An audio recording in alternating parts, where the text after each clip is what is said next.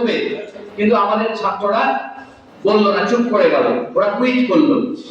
Ballygunge government, সরিষা Ramakrishna mission, Narendrapur Ramakrishna mission আর Naktala high school, এই চারটি টিম একদম চূড়ান্ত পর্যায়ে লড়াই করছে, তুল্যমূল্য লড়াই হচ্ছে। এবার বালিগঞ্জ গভর্নমেন্ট স্কুলের ছাত্ররা বলে দিল তাজমহল, -10 হয়ে গেল। অনেকটাই বলে দিচ্ছেন, আমার বিশেষ কিছু বলার নেই।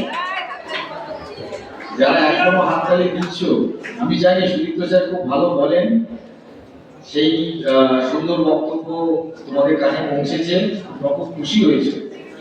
যাই হোক, এই যে স্টুডেন্টস উইক নিয়ে কথা হচ্ছিল, এটা কিন্তু আমাদের সময় ছিল না। আমরা যখন পড়াশোনা করেছি, ছাত্রাবস্থা দেখেছি, তখন আমাদের সময় এই সমস্ত জিনিস কিছুই ছিল না।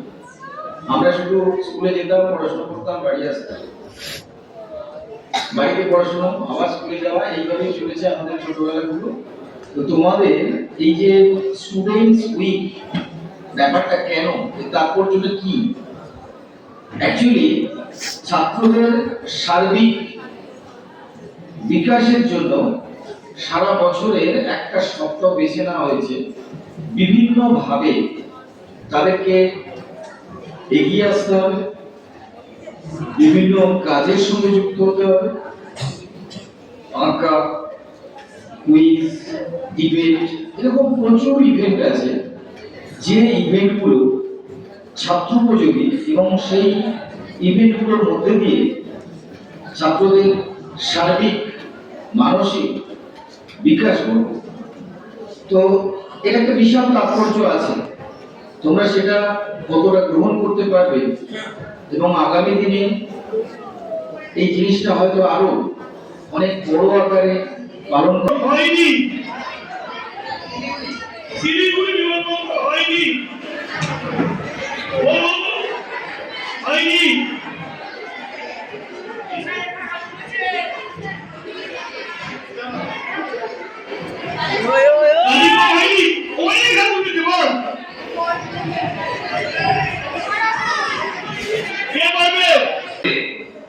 যখন বিদ্যালয়ের পঠন পাঠন শুরু হয়, তখন স্টুডেন্টস উইক চালু হয়। এই সপ্তাহটা তোমাদের সপ্তাহ, এবং সেখানে নতুন বই তোমরা পাও।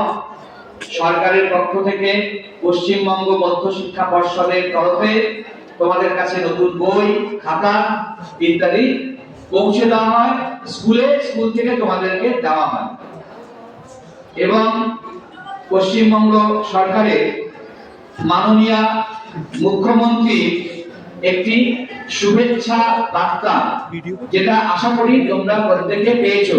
পেয়েছো তো?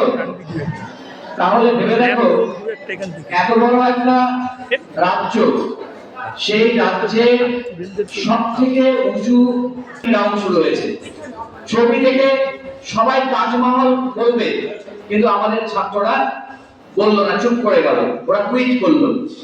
বালিগঞ্জ গভর্নমেন্ট, সরিষা রামকৃষ্ণ মিশন, নরেন্দ্রপুর রামকৃষ্ণ মিশন আর নাকতলা হাই স্কুল, এই চারটি টিম একদম চূড়ান্ত পর্যায়ে লড়াই করছে, তুল্যমূল্য লড়াই হচ্ছে। এবার বালিগঞ্জ গভর্নমেন্ট স্কুলের ছাত্ররা বলে দিল তাজমহল, -10 হয়ে গেল। তুমুল কন্টেস্ট, এবং শেষে প্রথম হলো নরেন্দ্রপুর রামকৃষ্ণ মিশন, দ্বিতীয় নাকতলা হাই স্কুল, তৃতীয় সরিষা রামকৃষ্ণ মিশন। মহারাজারা আমাদের ছাত্রদের বুকে জড়িয়ে ধরলেন, অনেকগুলো বই পুরস্কার দিলেন, ট্রফি দিলেন। আমরা বিকেল বেলা 5টার সময় আবার বাসে করে এসে, তখন একটাই বাস চলতো ওই রাস্তায়, অটো এত ছিল না, বাসে করে এসে স্কুলে এলাম। বিনয় স্যার বসে আছেন, খবর জেনে খুব খুশি হলেন। কাজে আমাদের ছাত্ররা খেলাধুলা ছোট দ্বারা আমরা সকলেই আলাদা ডিস্ট্রিক্ট নাম শুনেছি। বিখ্যাত ডিটেকটিভ ফিকশন লিখতেন উনি, সেই আলাদা ডিস্ট্রিক্ট বিখ্যাত ডিটেকটিভের নাম ছিল হারকিউল পয়রট। এই আগাথা ডিস্ট্রিক্ট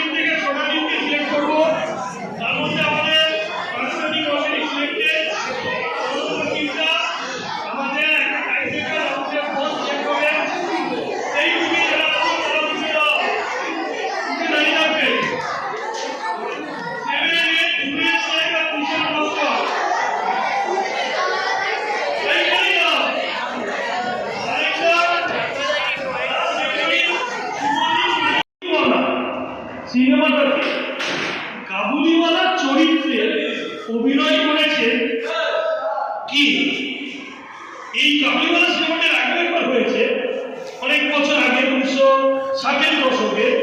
তুমি যদি সেই নামটাও বলতে পারো ভেরি গুড, কিন্তু ওটা আমি তোমার কাছ থেকে আশাই করছি না। বছর দুয়েক আগে যেটা হয়েছে সেই সিনেমাটার অন্তত বলো কে কাবুলিওয়ালার পাঠ করেছে। পারবে না। TV0 বলো। মিঠুন চক্রবর্তী, একদম সঠিক উত্তর। Team C 10 bonus. জেনারেল প্রশ্ন 1960-এর দশকে যেটা হয়েছিল সেটা কে করেছিল তো বলতে পারবে না? বিদ্যুৎ তো নতুনটা করেছে, পুরোনোটা কাবুলিওয়ালা পুরোনোটা আমি বলেছি। আমি বলবো স্যার। হ্যাঁ অবশ্যই অবশ্যই আমাদের মধ্যে আমরা হিন্দি স্যারকে পেয়েছি, তুমি বলতে পারবে না? চমক করেনি। আচ্ছা স্যার বলুন। ছবি বিশ্বাস। ছবি বিশ্বাস। তোমরা নাম শুনেছো কেউ? ছবি বিশ্বাসের নাম শোনি তো? না শুনলেও চলবে। আপাতত অভিষেক বিশ্বাসের নাম শুনো তারই হবে। অভিষেক বিশ্বাসের নাম শুনছো? শুনবি? অভিষেক বিশ্বাস ফুটবল বিশ্বকাপ অংশগ্রহণ করেছে সেই দেশটার নাম তোমাদেরকে বলতে হবে। ব্রাজিল।